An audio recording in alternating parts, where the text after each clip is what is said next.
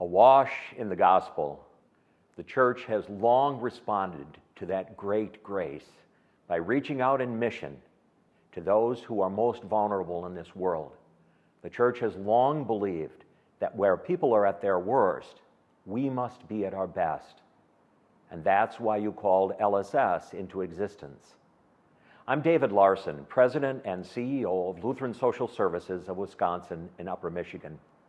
I extend the deepest thanks to you because with your prayers, with your volunteer support, and with your fiscal support, you have brought hope into a very hopeless world.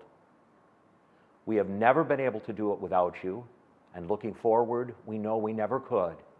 And so my deepest thanks for all you have done and for all you're about to do, as together we live out our mission, motivated by the compassion of Christ. We help people improve the quality of their lives.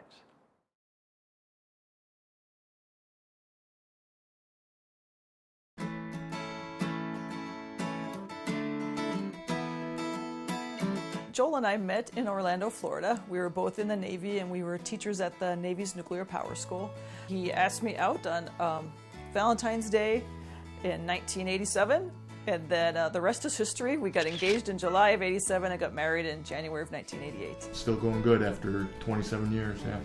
When we found that we couldn't have our own children naturally, we looked more into adopting. And we met with Rita from Lutheran Social Services, and she told us about domestic programs and foreign adoption programs, and the Philippines seemed like a perfect fit for us. A nice culture, very happy people, and we were kind of drawn to that. Our first child was Andy. He just turned 20. He just turned 20. We got him at 21 months, so he was just under 2. And he was just the cutest baby ever. He was so adorable, very happy baby. Number 2 was Aaron. Number 2, he had just turned 2 when we got him. Number 3 was Augie. He was 6 when he got here, and Augie's full of energy and full of life. We thought we were done, but a couple of years later, we found out about Jomer through one of the newsletters, and we said, oh, I think God's calling us to adopt again.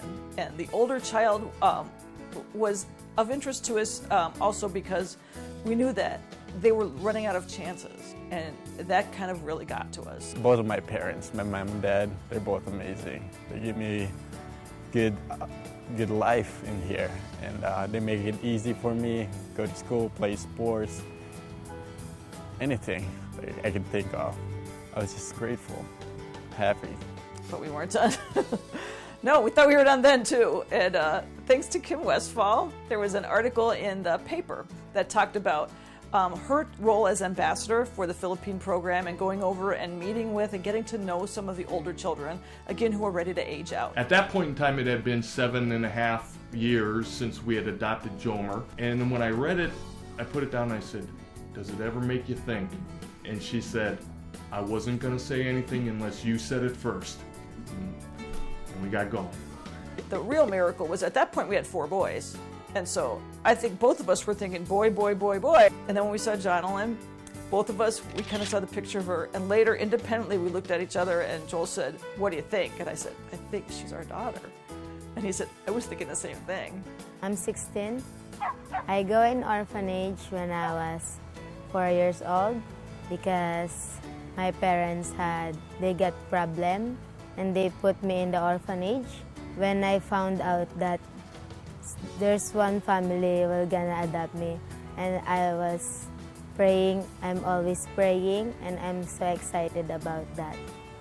I was so very thankful because I have my own mommy and daddy like that, and I have to call my mom and dad. Yeah, let's go. It's hard not to get emotional thinking about it, but it's really a miracle that we have been able to be part of God's plan for this and be part of these kids' lives. And I'm just thankful that we're able to provide them with a forever family. And it's just amazing to think about it, that we can actually be part of this. Yeah, oh yeah, that's great.